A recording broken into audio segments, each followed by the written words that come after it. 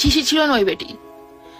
She was, I don't remember her name, but she's famous in the cricket industry too. ও কোন একটা কোম্পানির মালিক বা কিছু একটা। ওই সাকিব আল হাসানের পাশে সব সময় ডাল হয়ে দাঁড়ান তার স্ত্রী উম্মে আল হাসান শিশির। সাকিবকে নিয়ে কোনো সমালোচনা হলে সামাজিক মাধ্যমে সরব হতে দেখা যায় শিশিরকে। এবার স্বামীকে নিয়ে গুজবের তীব্র প্রতিবাদ জানালেন শিশির। সাকিবের সাম্প্রতিক বিদেশ সফরের সময় অচেনা নারীর সঙ্গে কফি শপে বসে থাকার ছবি ভাইরাল হয়ে যায়। সামাজিক মাধ্যমে যখন বিভিন্ন কথাবার্তা চাউর হয়েছে তখন আর চুপ করে বসে থাকেননি শিশির। নিজের ভেরিফাইড ফেসবুক পেজে সাকিবের স্ত্রী আজ সকালে এক পোস্টে লিখেছেন, তিনি বাইরে থাকলে কি করেন সে ব্যাপারে আমি সব কিছুই জানি এবং অধিকাংশ সময় তার সঙ্গে থাকে। 13 বছর আগে জীবন সঙ্গী হিসেবে যেভাবে পেয়েছিলাম এখনও তেমনই আছে।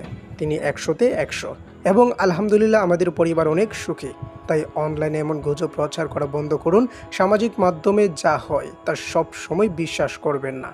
কাট পেস্ট করে ছবি বসানোর মাধ্যমে পুরো গল্পটা জানা যায় না। যারা এসব করছেন তাদের বলে দিচ্ছি, এতে আপনাদের বিন্দুমাত্র লাভ হবে না। আন্তর্জাতিক ক্রিকেটে গত কয়েক মাস ধারাবাহিক পারফরমেন্স এনেই সাকিব।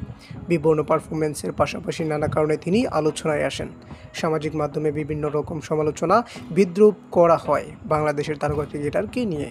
কোনো কিছুই যেন মাত্রা ছাড়িয়ে না যায় সেই ব্যাপারে হুঁশিয়ারি করেছেন শিশির। তার কেরিয়ার ও ব্যক্তিগত পছন্দ অপছন্দের বিষয়ে আপনাদের মতামত থাকতে পারে, আমি সেটা অস্বীকার করছি না। প্রত্যেকের স্বাধীনতা আছে, তাকে নিয়ে যেমন খুশি সমালোচনা করতে পারেন, তবে আমাদের সম্পর্কের ব্যাপারে সেটা নিয়ে তালগোল পাকাবেন না। তিনি ভালো একজন স্বামী ও বাবা, সব সময় আমার প্রতি সৎ ও অনুগত। টি-20 বিশ্বকাপ শেষে আন্তর্জাতিক ক্রিকেট খেলতে নামছে বাংলাদেশ। রাওয়ালপিন্ডিতে আগামী বুধবার পাকিস্তানের বিপক্ষে সিরিজের প্রথম টেস্ট খেলবে বাংলাদেশ। সাকিব এর মধ্যে পাকিস্তান চলে গেছেন। শিশির বলেন, ব্যক্তিগত জীবন নিয়ে কথা বলা পছন্দ করি না, চুপ থাকতে চেয়েছিলাম কারণ সত্যটা আমার মধ্যেই ছিল, তবে অযাচিত কল এবং বার্তার কারণে সেটা আমি স্পষ্ট করে বোঝাতে চেয়েছি।